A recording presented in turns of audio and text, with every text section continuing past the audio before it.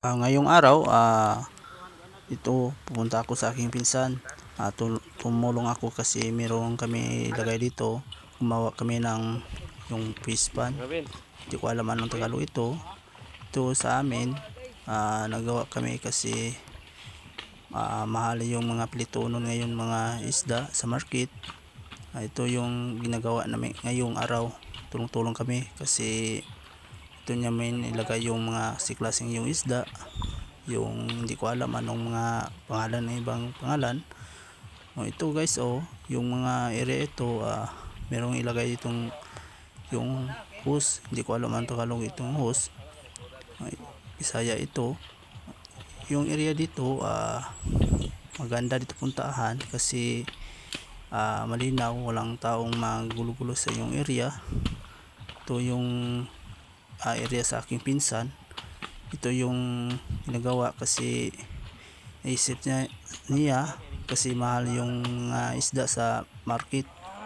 Ito naisip sa aking pinsan kasi yung naisip sa iyang sarili, yung mga isda sa market yung super mahal, yung mga isda singlasi.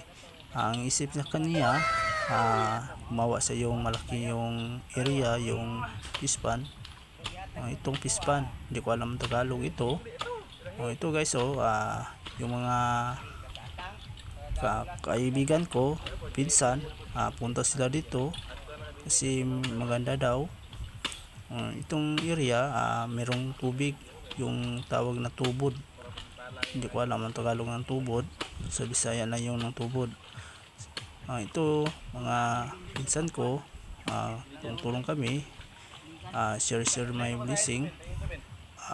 Ito ang ginagawa namin, ito ilagay yung mga isda, yung klase.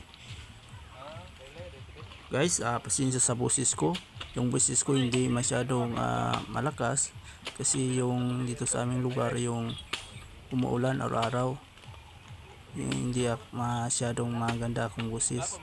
Ito yung mga laki yung mga katawan kong pinsan. Maganda yung mga trabaho sa akin, meron pero hindi na ako isabi dito. Ito mga guys, malapit na ito. Tagay may kunti. Tagay may kami dito, yung mga pinsan ko. Puro kami. Itong ginagawa namin. Malaki ito yung area, hindi pa ito natapos pero malapit na yung tapos ito. Yung lalalim ito, yung 2 metro lalim para mas mabilis yung malaki yung mga isda. Marami ito ilagay yung isda. Hindi ko alam ano yung klase yung mga isda sa ilagay sa pinsan ko. Yung area ito sa sarili ng pinsan ko. Yung maganda siya dito kasi yung area, malakas yung tubig sa kanina. Yung mga isda, masarap dito, yung malaki ay ang gusto niya kanila, yung malaki ay iulam niya kanila. Yung mga isda hindi na sila bumili ng market kasi mahal yung mga isda.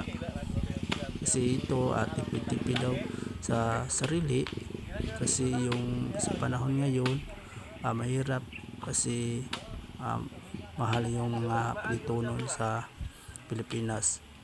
Ito yung malapit na ito, ginagawa lang kami, hindi may bilis-bilis, dandahan lang. Ikot lang kami sa area. Ito share namin yung nagawa. Hindi pala madali kasi maputik yung